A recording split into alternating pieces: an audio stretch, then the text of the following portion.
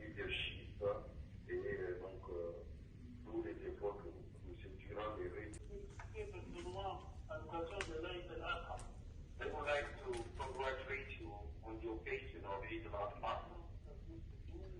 So it's a great occasion for me, unfortunately. Eid greetings, and likewise I'd like to convey my heartfelt Eid congratulations to you and to your family.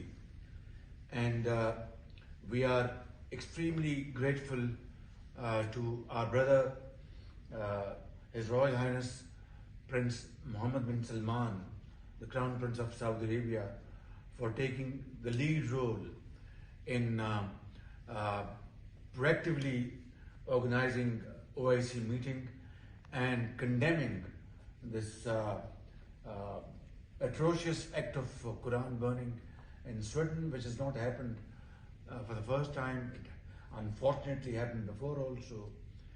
And we deeply appreciate His Royal Highness's visionary leadership, and we are all working together and under his leadership, and of course under OIC's umbrella.